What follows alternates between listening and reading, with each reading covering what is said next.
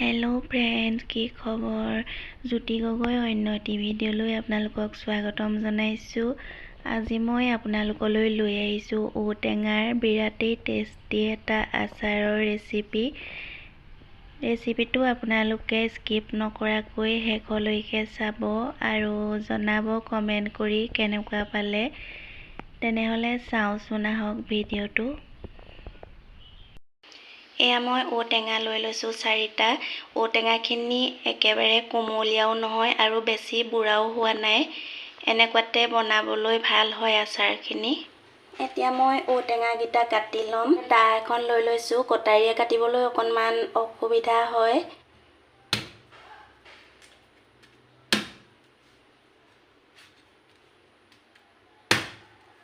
এইদৰে ঔটেঙাখিনি মই কাটি ল'লোঁ। কাটি ভালদৰে ধুই ল'লোঁ। এতিয়া এইখিনি মই সৰু সৰুকৈ কাটি ল'ম।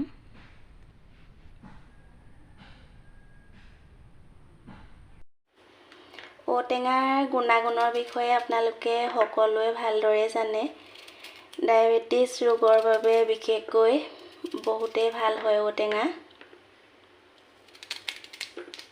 ঔটেঙাখিনি মই এইদৰে দীঘলীয়াকৈ কাটি ল'লোঁ। ঔটেঙাখিনি এতিয়া অকণমান ৰঙচুৱা হৈ পৰিছে, কিন্তু এইখিনি ৰঙচুৱাটো নাইকিয়া হৈ যাব। মই এইখিনি বইল কৰিম 5 মিনিটৰ কাৰণে। মই গেছৰ ওপৰত চচপেন এটা উঠাই পানী দি লৈছোঁ। এতিয়া মই ঔটেঙাখিনি ইয়াতে দি দিম।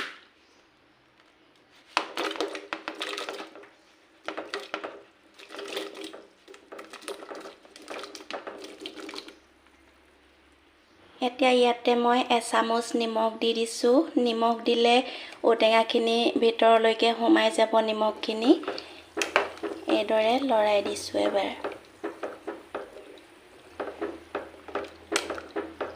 এয়া চাওকচোন, ঔটেঙাখিনি বইল হৈ আছে। এতিয়া আকৌ এবাৰ মই লৰাই দিম এইখিনি।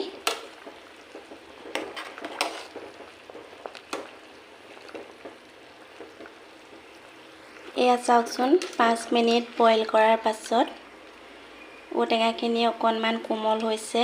এতিয়া মই গেছটো অফ কৰি এইখিনি কাঢ়ি ল'ম।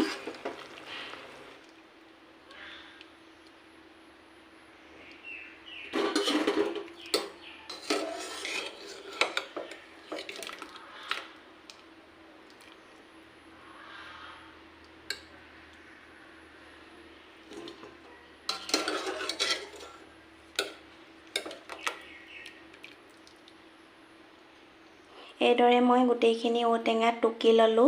এতিয়া মই ইয়াতে আধা চামুচ হালধি দিম আৰু এইখিনি ভালদৰে এতিয়া মই মিক্স কৰি ল'ম।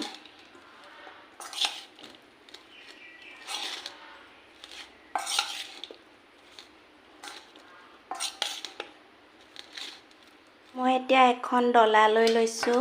এইদৰে ডলাত ঔটেঙাখিনি পাতলকৈ মেলি দিম।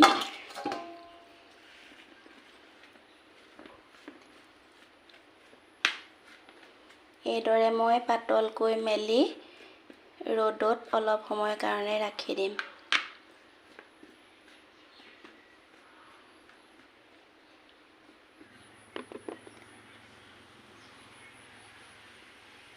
এতিয়া আচাৰত দিবলৈ মই মছলাখিনি ৰেডি কৰি ল'ম।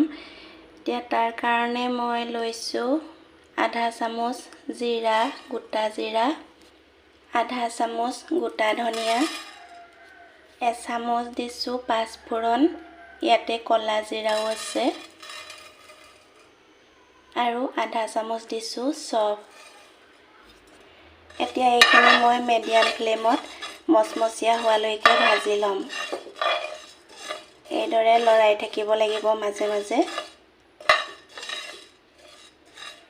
এয়া চাওকচোন, মছলাখিনি ভজা হৈ গৈছে। ইয়াৰ পৰা এটা ধুনীয়া সুগন্ধ ওলাইছে। এতিয়া মই এইখিনি ঠাণ্ডা হ'বৰ কাৰণে এখন প্লেটত কাঢ়ি ল'ম।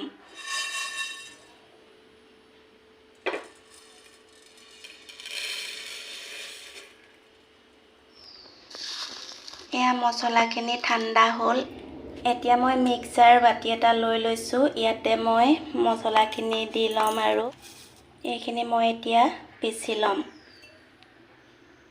এয়া মছলাখিনি মই পিচি ল'লোঁ। চাওকচোন একেবাৰে মিহি কৰি পেলোৱা নাই, অকণমান গোটা গোটা হৈ আছে।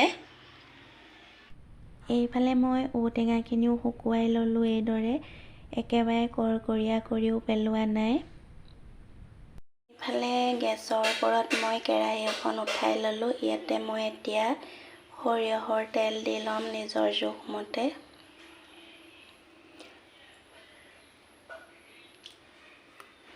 তেলখিনি ভালদৰে গৰম হ'বলৈ দিম। তেল গৰম হ'ল, এতিয়া মই ইয়াতে আধা চামুচ দিছোঁ ক'লা জিৰা আৰু আধা চামুচ পাঁচফোৰণ দি লৈছোঁ। এতিয়া মই ইয়াতে ঔটেঙাখিনি দি দিম।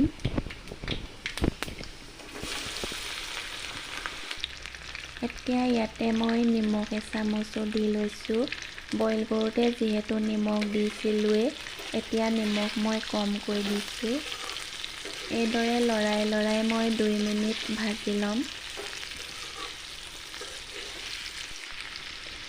এয়া 2 মিনিটমান ভজাৰ পাছত মই গেছটো অফ কৰি ল'লোঁ। এতিয়া মই ইয়াতে দিম পিচি লোৱা মছলা 2 চামুচ। কালাৰটোৰ কাৰণে কাশ্মীৰী লাল মিৰ্চ এচামুচ, এইটো অপচনেল হয়। ভোট জলকীয়া এচামুচ, ইয়াতে যিকোনো জলকীয়া দিব পৰা যায়, মই ভোট জলকীয়া দিছোঁ। এতিয়া এইখিনি মই ভালদৰে মিক্স কৰি ল'ম। মিক্স কৰি হৈ গ'ল। এতিয়া মই ঠাণ্ডা হ'বৰ কাৰণে এটা চিচাৰ বাটিত এইদৰে আচাৰখিনি অলপ সময়ৰ কাৰণে ৰাখি দিম। ঔটেঙা আচাৰ বনাবলৈ একেবাৰে সহজ। যদি আপোনালোকে ঔটেঙা আচাৰ বনোৱা নাই, তেনেহ'লে মোৰ দৰে আপোনালোকেও এবাৰ ট্ৰাই কৰি চাব। এতিয়া মই এটা চিচাৰ বৈয়াম লৈ লৈছোঁ। বৈয়ামটো ভালদৰে ধুই শুকুৱাই ল'লোঁ। এতিয়া ইয়াতে আচাৰখিনি ভৰাই ল'ম।